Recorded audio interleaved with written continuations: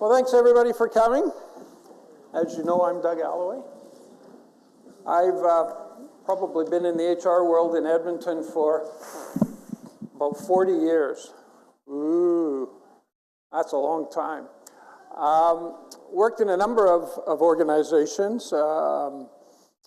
Been a senior leader in Edmonton economic development, TELUS, Northlands, till things started to spiral. But hopefully I can give you a little bit of information and some tools to use on succession planning. I've had a chance to play with that in a few of these places, and hopefully you'll find something that's useful and can be applicable to your organizations. So let me ask you a couple questions. Everybody's not-for-profit here? Yes? Anybody not-for-profit? Couple? Okay. Just to get an idea of the size of organizations, are you, who's greater than 10 employees? Greater than 30? Okay, good. So we've got some bigger organizations, because succession planning in a really tiny organization isn't too complicated. So I hope that some of this stuff will be useful for you. So why care about succession planning? What's going on in the world right now in the local economy that makes succession planning so important? Anything? It's the lifeblood of your organization, right? You've got to have people doing the right jobs, and you've got to have people in the background that can come into those roles as you anticipate some of those folks moving on. So what are you hoping to get from the session today? What would you, ideally, anybody, what would you like to get out of this today? I'm hoping you want to get some tools that you can take back to your organizations that will make it relatively easy. It's never easy doing these things, but at least you'll have a good framework that you can go back and try and get something. All right, before we leave this slide, you can see it down in the lower left. We're talking about growing your own, right? And you'll see my email address on there. There's some materials that I've left with you, and we won't spend a lot of detail on them. I think there's hard copies there of a couple of tools that I've used that you can take back to your organization. I think those tools are also on the USB stick, so you'll be able to cut and paste, modify them, change them, do those sorts of things. But if you have questions on any of those things, that's my email address, and you can always get in touch with me there. All right, so I've talked a little bit about who I am, a little bit about who you are, why we're here. And what we'll cover today is really how to get you started with your own program. What are the steps in working through an effective program? Give you some practice exercises so you get a little bit of a, at least a basic feel of the sorts of things that you need to be doing and thinking about. And like I mentioned, give you some sample tools so that you can take back into your organizations and modify, and probably in a lot of cases dumb them down a little bit, make them applicable to your situations and the people that you're dealing with. All right, we can't talk about anything HR without bringing Dilbert into the picture, right? And Dilbert has something to say about everything. So I don't want you to go back to your organization and to your president, and when he asks what you learned, say, I learned you're a bag of moss, and Doug told me that. That's not really it, and you're replaceable. But I always liked Dilbert. When I was in the telecom business, I found out Scott Adams, the guy that writes it, was a telco guy, and he must have wrote it just for telephone companies. And then you move on to other companies and you realize that HR is HR and it applies in a lot of different places. Anyway, this really doesn't have anything to do with anything other than I like Dilbert and what he has to say on stuff. Okay, so what is it? Succession planning is really about the right people, having them ready for the right job at the right time. Pretty straightforward.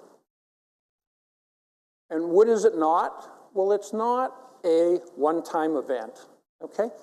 As you'll see, succession planning is something we have different steps we do over a period of time, and we don't just get together with our senior group and say, well, from 2 to 4 today, we've scheduled succession planning and we'll get it all figured out for the upcoming year. It doesn't happen that way. It's not decided by one individual. These are group decisions. Obviously, it involves the people that might be the future successor, as well as senior managers and the immediate supervisor and all of the people that are going to come together to try and make the right decisions. And it's not reacting just when a position becomes available. You don't all of a sudden say, oh, gee, where's our succession plan? We hear Bob's leaving next week. That doesn't happen. That's not how we do it well. And you know, it's not relying just on a supervising manager's comfort level or a couple of managers with their comfort level with the individual. We need to go a little bit deeper than that, not just a superficial thing. So why should we care? I just want to read a couple of things that I've picked up that kind of summarize really why this is a real important thing right now. Boomers have occupied senior and mid-management positions for basically the last 20 years. We've caused constipation in upward mobility pipe. How come we've been there so long? Well, a couple of things have happened that have been a little bit unique to the world when we look at it over a long period of time. We've had a couple of major meltdowns. So all of the boomers that have been working towards retirement, well, we had the tech bubble burst in what, 2001, something like that. Guess where all of our stocks went? Most recently, 2008, the financial crisis. Guess where all our stocks went? So we've hung around the workplace maybe a little bit longer than we would have normally hung around in past periods of history. Consequently, things have been a little bit better since 2008. We're feeling a little bit closer to being financially able to retire. We're going to be going soon, and we're going to be going en masse. And the real problem is, who's going to fill those positions?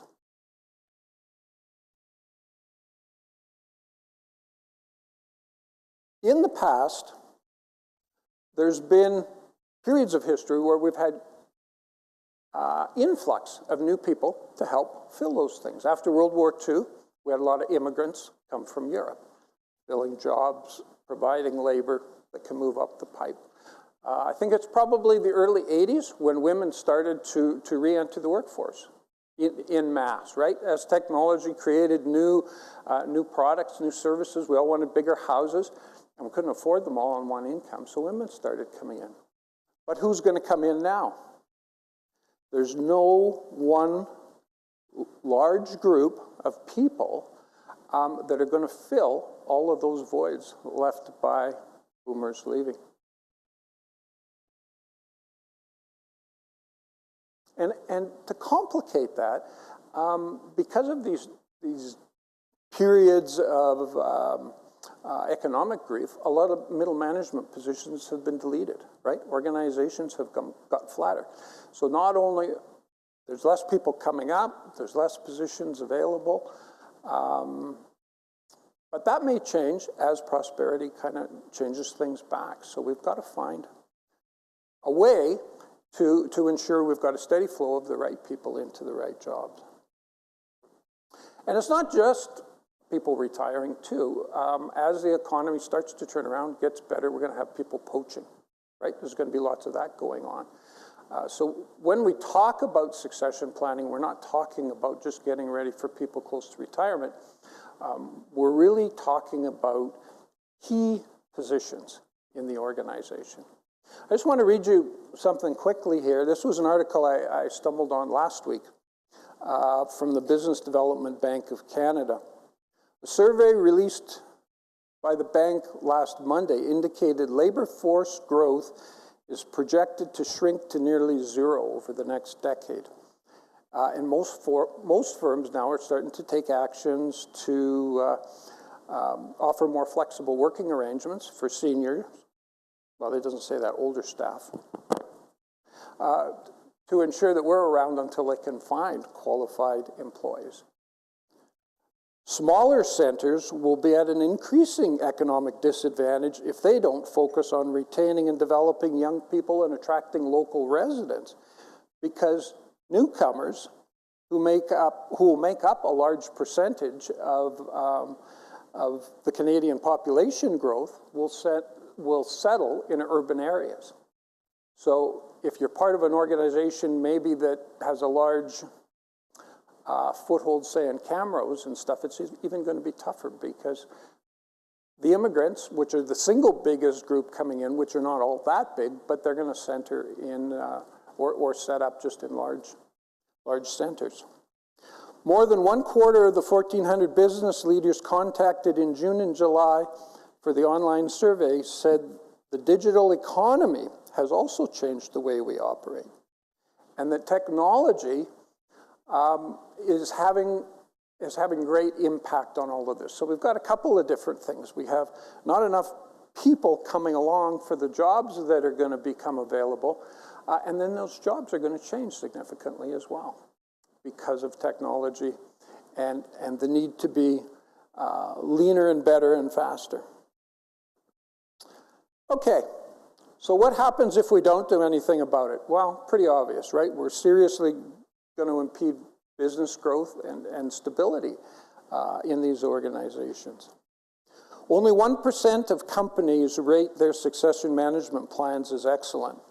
2/3 of them rate them as fair or worse. That a surprise? So just to kind of start off, get our heads thinking around some of this stuff, you'll see a participants package that you have. I'd like you to go to exercise 1 and just spend a bit of time on that. Now, exercise 1 talks about all-weather windows. As an organization that manufactures windows and doors, it's Edmonton-based, been around a long time, and as a manufacturer is subject to all kinds of influences with a changing economy. So just have a look at that and take a few minutes and start thinking about all of the jobs that might be there that could be subject to change. What will those jobs potentially look like 5 to 7 years out? Now, none of this is an exact science, but think about knowing what you know about what's going on in the world, all the things that's being talked about in the media.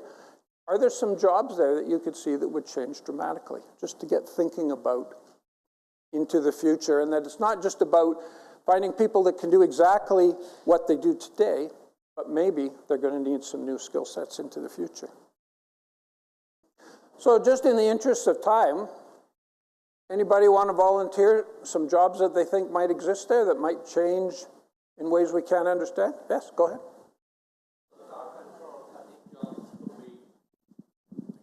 Could be replaced by 3D printers, which could be more precision-oriented.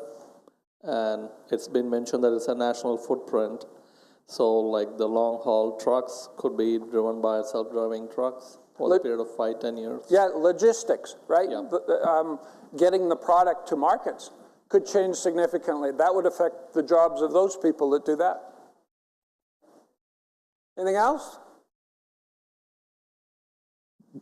The types of windows with the solar systems coming in and that sort of thing so they need people that are going to be innovative and looking forward to how the environment's going to be affected. Sure, the product itself is going to change, and that's going to require new skills and abilities, new materials. All of that's going to change. We're not always sure what it's going to look like, but we're pretty sure it's going to change because it has been now for the last 20 years. Every so many years, the materials change. What about business development people? The people that go out and sell the product. You got new products, things are going to change.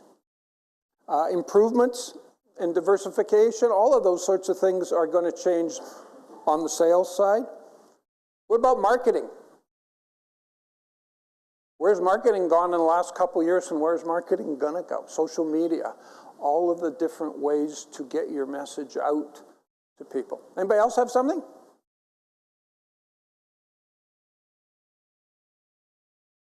Okay, well, why don't we leave it at that? Exercise 2 and 3, just have a quick look at that. You don't have to necessarily do them in the interest of time, but think about your job. Think about what you do in your organization, and think about how that may change over the next few years. Difficult sometimes to know exactly where it's going to go, but there's probably things you can see in your own skill sets that are going to require you to be able to do something different than you're doing today to do that job in 5 years. Now, I don't know what you all do. I'm assuming you all have responsibilities for human resources, but probably many of you wear many hats.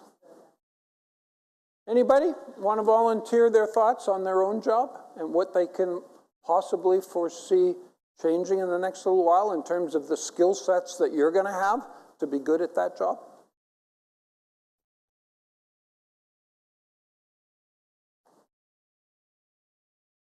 I know for me as an HR guy, if I was in this game for another 5 or so years, I'll probably have to get used to artificial intelligence, doing some parts of transactional work in my world. I'll probably have to learn new computer programs. For sure, there'll be new social media pieces that will be out in the way that we get messages out to our people. Yep. Emotional intelligence and critical thinking are going to be big pieces with us. Agreed. It's tough to know where we're going. The only thing is we know things are going to be changing. So we got to keep those things in the back of our mind when we talk about succession planning. It's not always about what's key today is what's going to be key when some of these people move on and we're preparing people to move into those roles. Okay. Now that we've got your head kind of in the zone, and we'll want to keep those thoughts as we move forward, we're now going to go to the succession plan circle of life. I wish we could put a little bit of Lion King introduction music into that. That would just be perfect. I was a little bit worried about this slide. Can you read that slide back there? Yes? No? Darn. Okay. This is the key slide. This is really, if you take away anything from today, this is the slide you want to take away. It's on your USB stick, so don't worry about it. Or take a picture of it if you want. But these are going to be the key components we're going to talk about today and what's involved with each of them. And basically, if you're charged with leading a succession planning exercise with your company, these are kind of the steps that we'll go through. So circle 1, senior leader, before we get there, the box in the middle. All of you go through, or maybe if you're not involved with it, you're aware of some business planning that goes on in your company every year? Yes? Strategic, or a 5-year strategic plan? Yay? Nay? No? Hopefully somebody is doing some kind of planning so you know where the heck your organization's going. If you have HR responsibilities in that plan, you would be doing something like the workforce plan. Now, if you only have 4 or 5 employees, that's not too hard to do. But if you have a bigger group than that, that workforce plan should be in alignment with the business plan and where the business is going. And part of that workforce plan for next year will be succession planning. Okay? So that's where it all starts. Within the business plan, the succession plan is sort of a subset of that as part of sort of the overall workforce plan. And the first thing we have to do is get senior leadership buy-in. So that's that big orange circle right at the top. Nothing is going to come from just good intentions. And like with Claudia's presentation, Things that really work are top-down driven. If the boss isn't on board with this and willing to support it, it's going to be really tough for you to do things. How many of you have boards of directors? Guess where this usually comes from? Says we should have things like whistleblower plans, and my company should have, a succession plan. So if it comes out of the board, and in my cases it came out of the board, saying to the president, what are you doing on succession planning? And the president would say, Doug, what are you doing on succession planning? Well, when it comes down from the top, that's when it gets done. So hopefully you have good support there, but you have to make a case to get the support there. It's both a time and a financial commitment to do this right. Succession planning, like I said earlier, doesn't happen overnight. It's not one session. It's about doing a number of things, and the preparation for the high potentials, if you will, that may go into positions sometimes takes years. So time, financial can be what you've got available to make it. And I know you're all from organizations, or mostly, that don't have a ton of money. So there's a number of activities you can do to help prepare people that don't necessarily cost a lot of money, and we'll get into those sorts of things. But if you remember those two things, that's the critical thing with the buy-in. Because the first thing that always goes off the rails when times get tough is money, right? We cut our training, and if training is part of succession planning, then that can go by the wayside. So we need to keep that commitment and try and instill that these are important things to do, not just nice to-dos. This is your bench strength. This is your backup people on your hockey and football team. You got to have bench strength. Okay, number 2, identify key positions. So we've got the buy-in, we've got the support. Now we've got to determine which positions in our organization do we see as real key positions. We can't do, now, I know, again, if you've got a really small group, this is a bit redundant, but in a bigger group, we need to know who is absolutely integral to the organization. And this is maybe 2 or 3 people. You can't bite off a lot of this to do a proper succession planning process without just identifying a small number of people that you feel are really key. Now, the first people that come to mind are who? Well, executive director, people coming up on retirement, perhaps. That's the natural people that you're worried about because you need to replace them. But think a little bit more broadly. It can also be really key people in the organization that do something that, if they were gone, things could start to unravel fairly quickly. So they maybe have unique or knowledge of things that would be very, very hard to replace. Okay, so when I talk about that, we want to talk about, retirees are always kind of vulnerable, but single incumbents. If you have an organization where you have one person that has all the knowledge about something that really makes the organization go, and they go, the organization doesn't go. So they can be a key person in the organization that you want to consider perhaps having some succession thoughts around. Specialized knowledge, like a single incumbent, these are people that have got a lot of things that only time could bring them. And if that's the case, you can't just go out and find somebody easily because it's very specialized. It can be more than one person, but it's not an easily found person. Difficult to retain. If you have somebody with hot skills, they can be difficult to retain. People that do jobs that have some real big downside can be difficult to retain. For example, if you had a manufacturer, how about a construction company, and part of your reputation on that construction company was you are very quick to jump on any warranty issues and get them repaired and make sure it's fixed to, beyond the customer's expectation. Well, that job may be a difficult one to retain because that guy's always dealing with problems. He's always dealing with customers that are angry, and his job is to make it right. Maybe you have a job, and again, it may not be in your organizations right now, but some of this may apply in the future where somebody has to travel a lot. They're never at home. They're always on the road.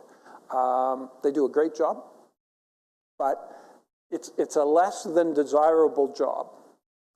Those are the things that make it difficult to retain people, or they're always, there's always a risk that they will leave, and it will be difficult to get somebody to do that kind of job. Anywhere where the environment sucks, right? That would be difficult to retain. And then, of course, the retirement vulnerable. And the retirement people are kind of interesting because once a person sort of indicated that they'd like to retire soon, you can't just go by, well, that's when Bill's going to retire. He said he would retire in 5 years. Lots can happen when you get old and you start thinking about retiring. You get sick. Your wife gets sick. Your kids have been bugging you to move, and now you're getting close to retirement, and your wife says, gee, I'd rather be close to the grandkids. Why don't we move a little early? Maybe the board says, Bill's going to retire in a couple of years. He's probably not engaged now. Maybe we'll just push him out early, okay? All I'm saying is when somebody's indicated that they're going to retire soon, and if we see them as a key employee or a key person to replace, we might want to just not go on face value of when they think they're retired. There's a lot of things as you get closer to retirement, as you get more excited about it, start thinking maybe we'll move it up a little bit. So, things to think about. I would suggest single incumbents and retirement vulnerable are probably the two key ones you want to focus on, if you had to do that. And again, while we said not every position can be mission critical, to a certain degree we're doing a little bit of planning for succession all the time if we have a performance management plan, right? Because if we're doing reviews on people every year, part of that review process is probably determining what professional development we can look at for them in the upcoming year. And so that's helping to develop people all the way through the organization, albeit on a slower scale, towards acquiring the skills that they'll need to move up.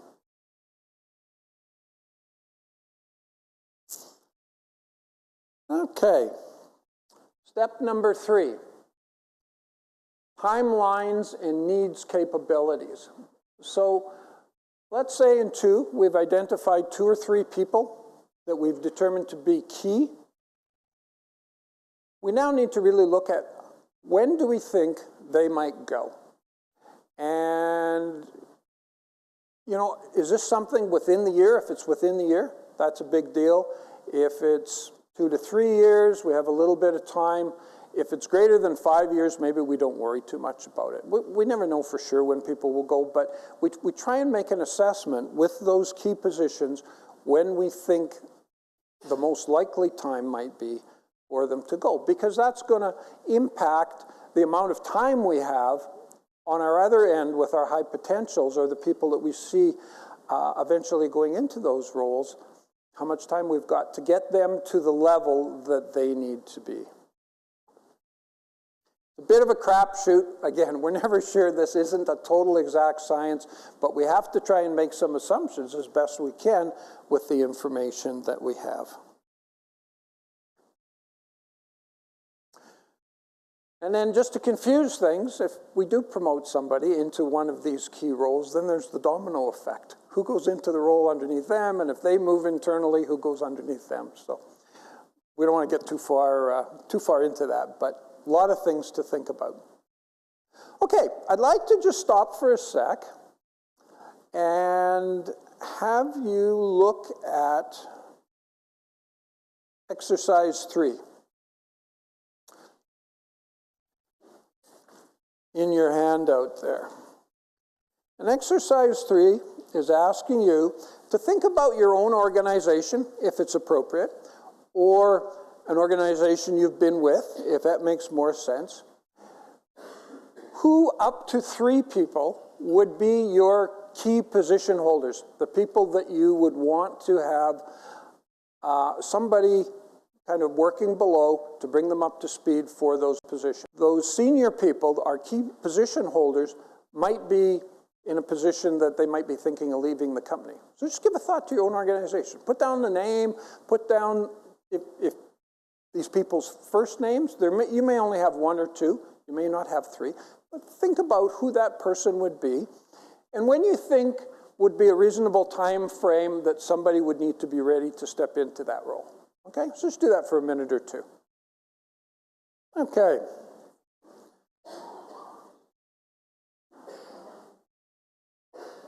So our next challenge, once we've identified who we think those 1, 2, up to 3 people are and when we think that they might go, and why we decided what that time was that we picked, our next challenge is identifying what makes those people special.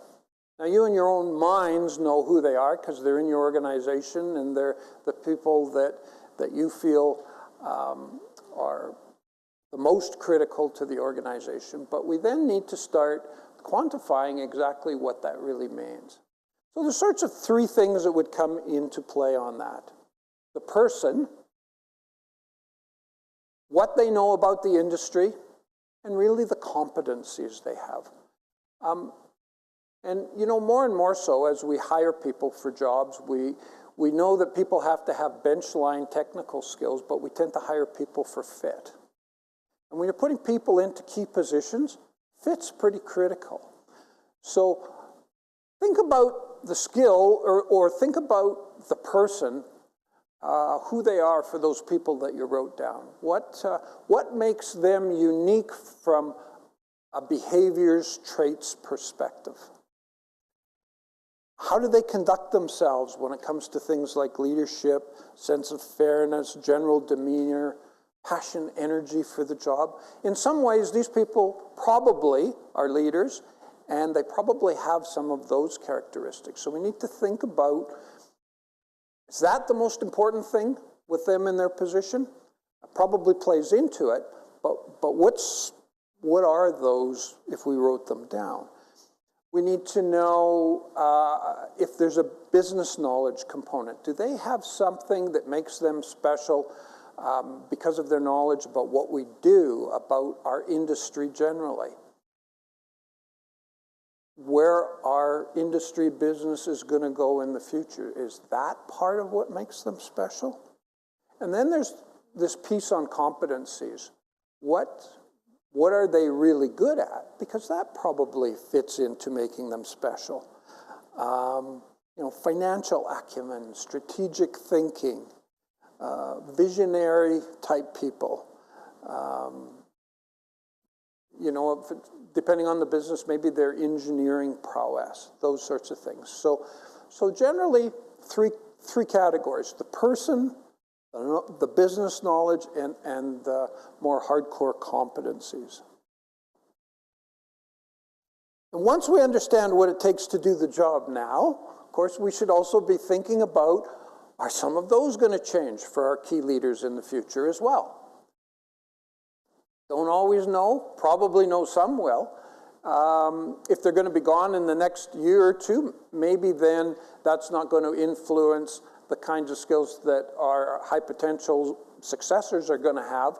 But if it's maybe 5 years out, then we have to be prepared for the fact that there's going to be some changes to what we think they're going to need to be good in that job at that time. Hard to determine right now, but things to keep in mind. Okay, let's have a look at exercise 4. Exercise 4 now is asking you to look at those key leaders, 1, 2, or 3 that you put down, and say, what are the key attributes that that person possesses from those 3 categories: the person, the industry, and competencies. So just take a minute or 2 to think about what makes that person special and why you put them down as a key leader in the organization. So now we've determined our key people. We've determined when we think they might go. We've now quantified what it is that makes them key and what it is that the potential successor is going to need to have to be able to do that job as well as the current incumbent does. What's the next thing we're going to do? Well, we have to find out who those potential successors are. Again, if your organization's only 6 people, not too tough. But if your organization is 100 or more people, we have to have some kind of a process to go through to really determine who we have internally. So we're now on circle number 4. A couple ways we can do this. We can look at past performance reviews, and in a small company, everybody knows everybody, so it's a little bit easier to assess.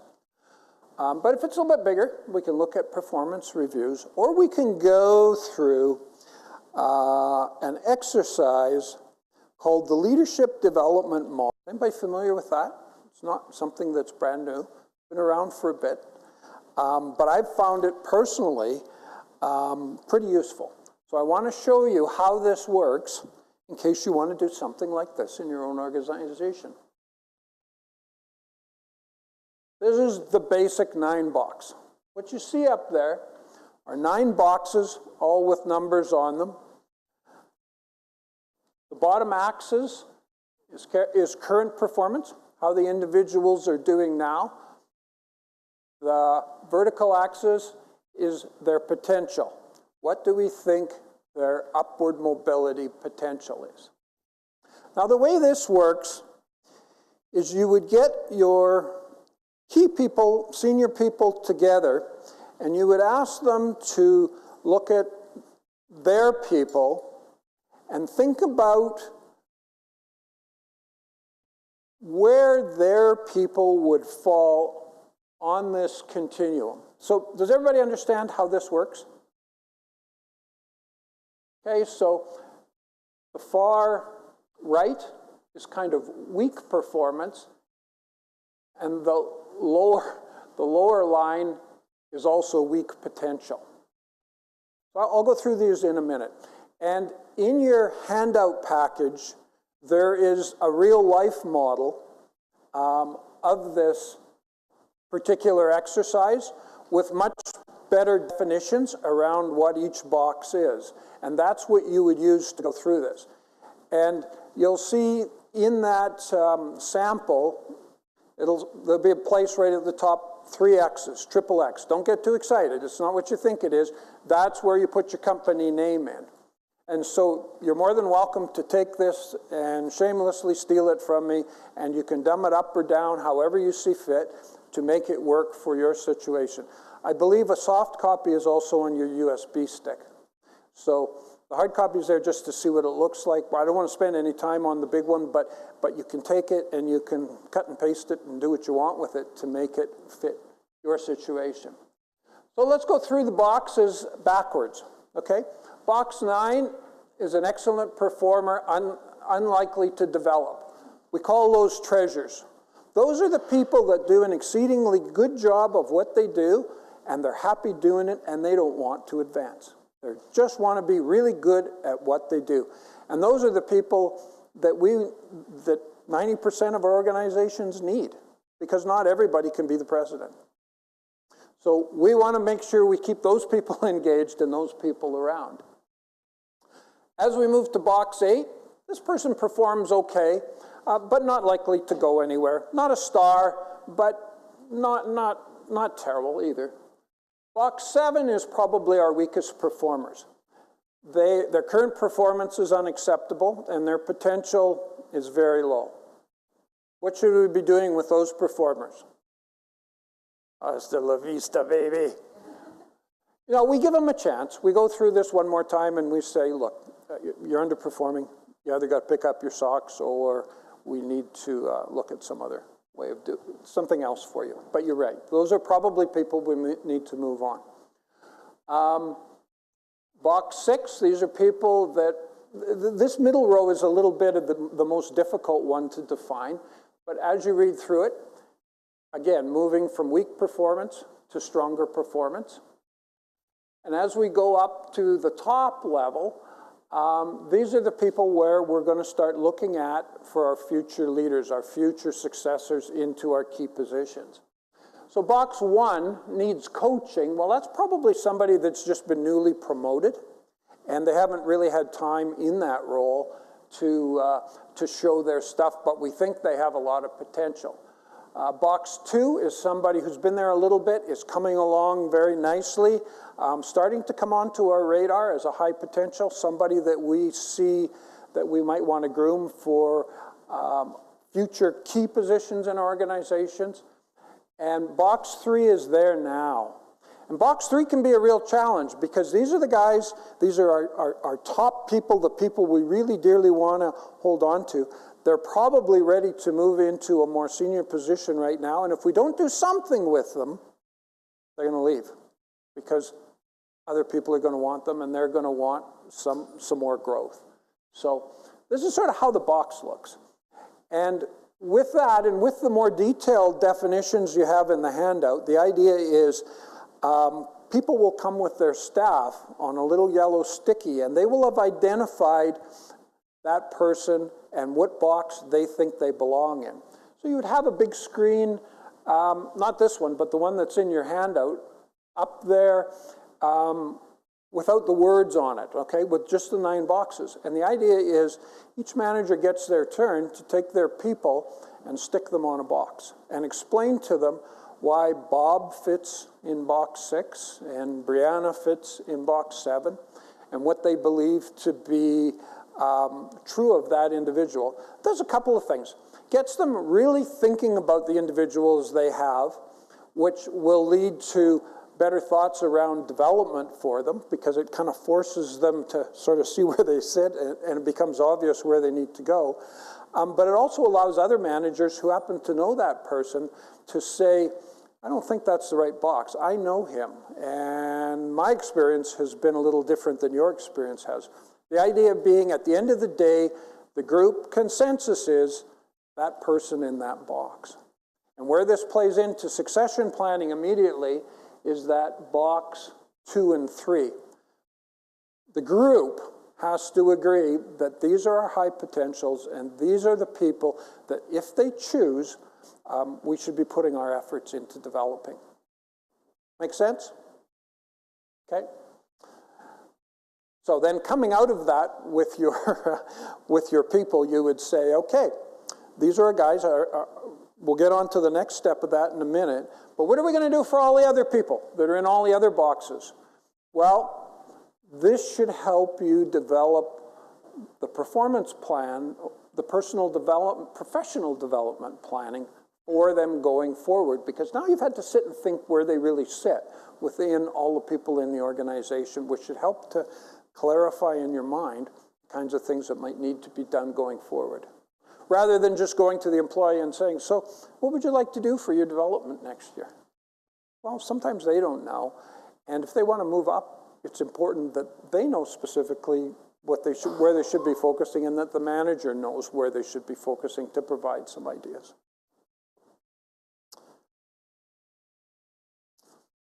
Everybody likes doing this. This is kind of a fun exercise, but it really creates some thought. So 9 box, 2 things really. Identifies those high potentials and it provides the basis for future professional development planning. Okay, we're going to go back to slide 6.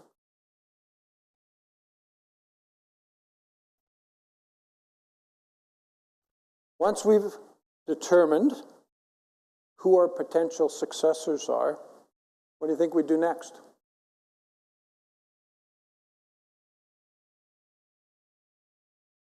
We go to those potential successors and we say, are you up for this? We've gone through an exercise and we've decided collectively that we believe you've got the right stuff to move up into very key positions in this organization. Are you up for it? And the reason we say that to them is because they're going to have to take on extra work to fill the competency gap between where they're at and where they need to be to move into those roles. And that generally means they keep their job, their regular job, and they get extra stuff to do to start working towards gaining that knowledge and behaviors and competencies that will allow them to move into top roles. Now, I'm making the assumption that our key jobs are top roles. And I said before they don't necessarily need to be, but we'll make that assumption to keep it consistent here. And if they agree to that, then the next thing we have to do is figure out specifically what that gap looks like. So that means sitting down and talking with them, sitting down and talking with the managers, the president, the senior people, and saying, what do we collectively believe needs to be done to move the person from here to here? And then we build a plan. So we're talking step 6 here now. Remember we talked earlier that development of high potentials doesn't have to cost a lot of money. Now, if the organization has the funds to do it, you might want to talk to that high potential and say, we would like to invest in you to get your MBA, and we will pay for your MBA. You don't get extra time off work, by the way. You still do your job, and you take your MBA at night. Hence why everybody has to buy into this, because it's extra work for those people. And there's never any guarantees that they're actually going to move into those senior roles, because other things can change in the meantime. But that's the deal. Extra work for the development. Hopefully you use it at the organization that's spending the effort on you, but there's always a chance that that doesn't come to be, or you move on. Somebody poaches you. The guy you thought that you would be succeeding decides to hang around longer. Nothing's for sure, but we've got to make our best attempt to be prepared so that we don't get caught in a bad situation with the organization. So, what's something we could do? I talked about an MBA. That's formal education. What else can we do to develop people? Sorry? Coaching and mentoring, sure. Why don't we go to our senior people, who presumably are our key employees, and say, we want you to spend some time with these folks that we think can move into your roles so that they understand them better. For sure. If our organization is a little bit bigger, we might put them on projects. We might do secondments to another area of the organization. They can do some job shadowing. Doesn't everybody love it when they have somebody do job shadowing on them? Nobody likes doing that, but it's another way of learning what somebody else does to become broader in your understanding. If we have actual departments, we can transfer them to another department for a period of time. If we have some money, we can send them to conferences. What do you get out of conferences? Well, you end up talking to people. You start building networks of people in similar situations as yours, people that you can bounce ideas off of, get information from down the road. We get them involved in professional associations, again, to meet other people like them, to understand problems other organizations have, for them to take issues they have in your organization and talk to others about possible solutions. So there's a whole myriad of things we can do to help develop people once we've identified who they are and we know what we've got for financial means and we know what fits our organization. All right, how about one more exercise? Yeah, we're going to be right on time. One more exercise. Have a look at exercise 6, please. So we've identified our successors. Let's pretend, if we don't, that we have an idea of sort of what their skill set is, and compare that to the people that we're hoping them to move into at some point depending on the timeline. And what sort of things, what are the gaps, and how will we address those gaps? And again, I think I put a cheat sheet there for you. Did I?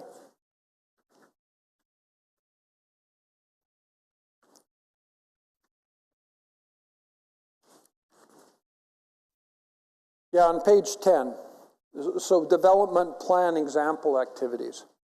So there's some things that once we know specifically the specifics of the gap, these are some of the activities that might be used to address that deficiency. Make sense?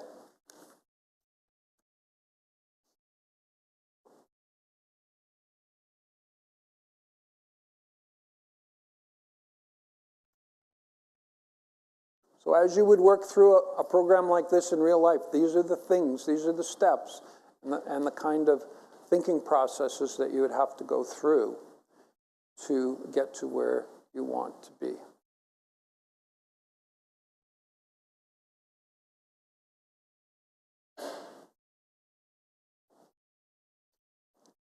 While you're thinking on that, there's another sample in your package. There's a hard copy and presumably a soft copy on the USB stick of a succession plan contract, if you will. And it will talk about some of the things that I've just talked about. It kind of helps get senior leadership's head around this idea that there's extra work involved, and we have to determine where the gap is, and then we have to determine how we're going to address the gap. And by the way, senior leadership's going to sign that, and that high potential that's doing this is going to sign it. The whole idea, it's a little bit symbolic, but it's the whole idea that, yeah, we're all bought into this, and we're going to make this happen, and we're committed to it. I think so. Yeah, I was surprised to see a printed copy this morning. So it's on there. And again, feel free to take it, dumb it down, smarten it up, take all the stuff that Doug put in there that doesn't make any sense to me. Make it useful to your own organization to whatever level of complexity you want. It's way easier to take somebody else's tool and modify it than it is to make one up yourself from scratch. At least I always find that.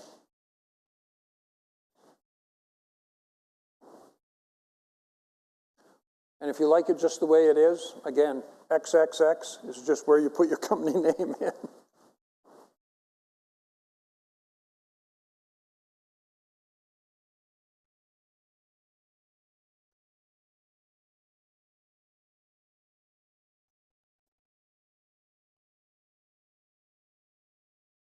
This is probably the hardest part of all of these little exercises we've done, but really the most critical part.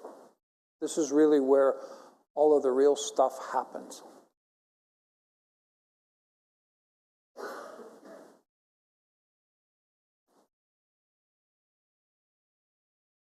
How are we doing? Okay?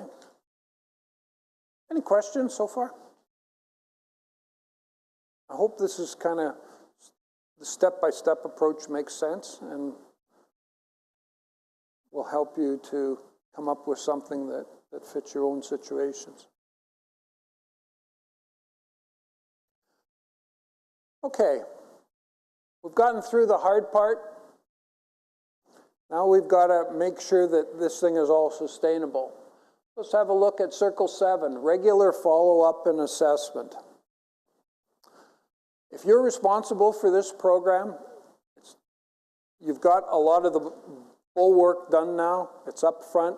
Now you've got to follow up and make sure it's actually happening. So quarterly, you might want to be checking with the supervising manager of the high potentials to make sure that the plan is coming along okay.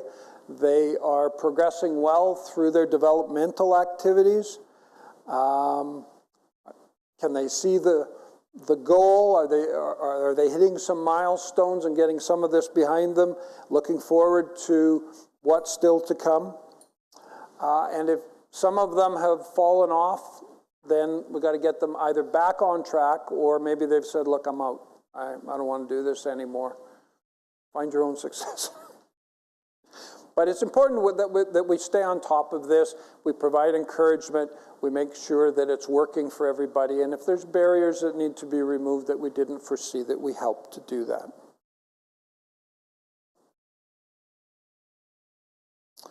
And the last step in this, step 8, track progress, reassessment, and maintain the skills inventory. So every year we should be going through something like a 9-box exercise, because every year the players change. Some of the people that may be in a development program may have gone elsewhere. So we need to kind of just see, is everything good? Do we just carry on for another year? Are there some new high potentials that we should be getting on to some kind of a specialized program? Do we see a role for them coming up in the next little while? Have some of these people that we targeted as key players, have they moved on now? Has the successor gone in there? And does that mean there's other key roles? So just a reevaluation of the company, just a snapshot of what's changed over the past year and how that might impact the succession planning piece going forward. And also just reaffirming senior management's buy-in to all of this, because again, it's a time and it's a money commitment. So making sure they're on board, making sure they're still seeing value from this, and hopefully that's the case and we just carry on again. All right. You may have noticed off of Circle 4, external recruitment. Sometimes we just don't have successors, and where often this happens is in family businesses. And this may be the section that's most applicable to those of you that are in small not-for-profits. Oops. Have a read on this. This happens in lots of organizations. Okay. Sometimes, maybe not right now, but you may find yourself involved with some succession planning activities in small family businesses, single proprietor businesses. This situation can occur where one of the children is going to take over dad's business, but maybe the development of that individual hasn't quite been what you would call complete. A month here, a month there, and boom, it's your business to run. What would you do there? Well, maybe you go to dad and you say, Dad, understand what you're doing. It's your business. You can do what you want, but maybe we need to do a little bit more work in terms of the gap between you and the gap and where Junior's at right now. We can have businesses where the hope is that a family member may want to take over. Maybe the family member doesn't want to take over. Who's familiar with Kim's Convenience on CBC? All right, who does Mr. Kim want to take over his grocery store? His daughter. Is his daughter even remotely interested? No. Does Mr. Kim give up? No. He figures she's going to take it over. She's not. So sometimes we have to talk to owners and get them to understand that might not be the best strategy when you have family members that have no interest in your business. What do we do then? Well, maybe the best we can do, well, we can look around the organization. We can say, are there other employees that maybe want to buy the business? Maybe not. That's one other alternative. But if there's no real logical successor, then maybe what we need to do is figure out what are the key pieces to be successful running this business, and maybe go to a search firm and say, look, we're going to have to work with you. It looks like the owner's getting ready to go in 6 months. Here's the things that are kind of key to make this business be successful. That's assuming the owner's not just going to sell out. He just wants to own the business, but not be part of it every day. And then we start looking for the right people to come in. We don't have a logical successor, so we have to do the next best thing, and that's try and find a right person with enough time, enough advanced lead that we can try and ensure that we get the right skill sets going in. Where's my summary slide? There it is. Missed it. Okay, just to summarize again, quickly, things we've talked about. Sustainable senior management buy-in. Got to get that at the start. They got to want to do this. It won't go if it's just you wanting to do it. And we've got to reinforce that every year. As we do a reevaluation, we reinforce that. Careful thought to our key positions. Not always the senior guys coming up on retirement. Positions that are really integral to the operation. And if that particular cog falls out of your company's machine, the machine stops. That's a key person. Who can and wants to be developed? It's not always about telling somebody, okay, Bill, well, you're a high potential, we're going to develop you, and you're going to work like a bugger for the next 2 years while we develop you. Make sure Bill wants to do that. Just like Claudia was talking about, we tend to take our best technicians and put them into leadership and assume that that's what they want. Well, they may not. Then they may not be any good at it. Address the skill gap through careful planning. We need to, first of all, assess what that gap is, and then how best we can address it within the means that we have at our disposal. Monitor and evaluate progress regularly. Got to keep it alive. Got to make sure it's moving in the right direction. If it's stalled somehow, get her back on the rails, move it along. And annually review with senior management to make sure we have that continued support. Questions? Oh, pretty good on time. Anything there that bugs you? Anything there that you think I was lying to you about? Anything that doesn't make sense? Is this something that's kind of simple enough you would be able to use this as kind of a model? Because that's really what I want to do, is give you something that you can use.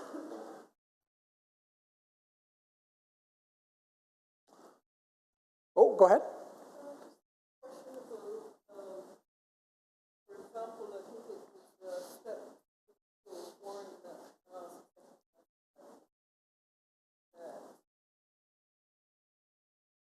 Part you're looking at internally. Yeah, when we're talking about succession planning, we're looking at internal people. There may not always be internal people. Right, and that's my question. Like, how would it look different looking at potentially Having to go outside, it looks like the family business, where we don't have any internal successors. If we do have to look outside, then probably the best we can do is try and determine what the collection of knowledge, skills, personality traits, competencies that person needs to have, and then maybe work with an outside recruiter. Or if that's not within your means, at least you've got a good understanding in your mind of the sort of characteristics you're looking for in whoever comes in, whenever you're ready to bring them in.